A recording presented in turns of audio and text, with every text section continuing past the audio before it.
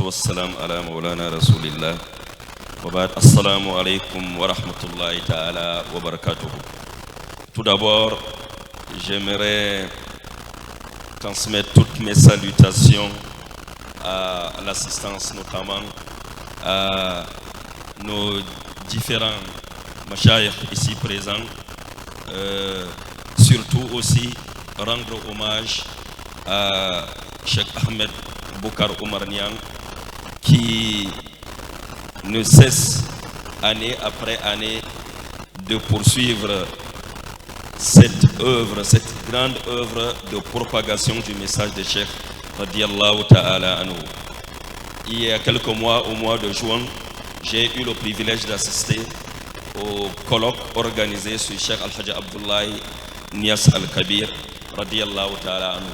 Aujourd'hui, alhamdulillah, nous avons cette occasion d'assister pour une énième fois à ce symposium qui est consacré aux deux grands piliers de la faïda, à savoir Maulana Seydi Ali Cissé radiallahu ta'ala anhu et Maulana Cheikh Hadji Abdoulaye. C'est véritablement bien choisi que cet hommage suive la continuité de l'hommage rendu à Cheikh Hadji Abdoulaye Al-Kabir, car en effet nous avons besoin, surtout la jeunesse, d'avoir ce genre de référence tout le temps dans nos parcours. Et Cheikh Al-Hajj Abdoulaye Niass, le Khalif, tout comme Maulana Seydi Ali Cissé, radiallahu ta'ala anhu, sont les véritables piliers de cette faïda. Moi, je me rappelle très bien que nos mashayikh, quand quelqu'un devait quitter nos contrées, à savoir peut-être le Nigeria ou le Cameroun, pour venir à Kaolack, le conseil qu'il lui donnait toujours, Alayka bi Sidi Ali Cissé ou Al-Hajj Abdoulaye, car ces deux-là représentaient en réalité la manifestation du message de Maulana Cheikh Ibrahim radiallahu ta'ala anhu.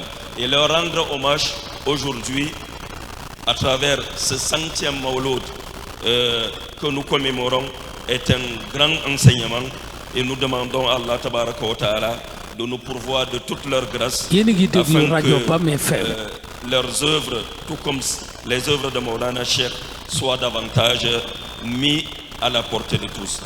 Et je voudrais conclure mon propos en revenant sur le thème de cette conférence du colloque de cette année, à savoir le soufisme sunnite, une voie d'éducation spirituelle et de réformes éthiques.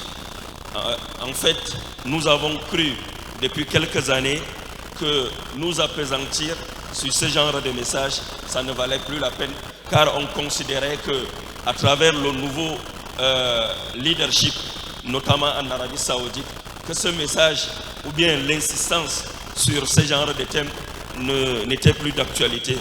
Mais aujourd'hui, nous avons de plus en plus besoin du retour à ces thèmes, car c'est l'ennemi. Nous pouvons peut-être oublier le mot ennemi, mais nos détracteurs ont juste changé de formule, mais ils sont en train de revenir en force. C'est pourquoi revenir sur ce genre de thème est véritablement d'une importance capitale, et je remercie énormément les organisateurs ou bien le comité scientifique, notamment Maulana Seydi Ali Niass, Cheikh Hadji Abdoulaye Niass, à travers son discours d'hier, qui nous a véritablement lancé un appel à mieux nous appesantir sur le plan scientifique comme sur le plan éthique, afin de passer ce message, le message du soufisme sunnite. Alhamdulillah, nous sommes ici au nom de la délégation camerounaise avec certains frères, notamment mon frère Malam Rabiou et beaucoup d'autres qui sont là.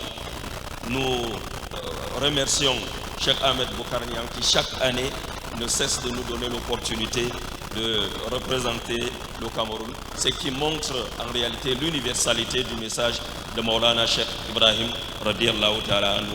Qu'Allah tabaraka ta'ala vous récompense, qu'Allah tabaraka wa ta'ala continue à vous soutenir, Cheikh Ahmed Boukar Niang, dans cette véritable revivification de la faïda. Wassalatu wassalam ala Maulana Rasulillah. Wassalamu alaikum wa rahmatullahi wa barakatuh.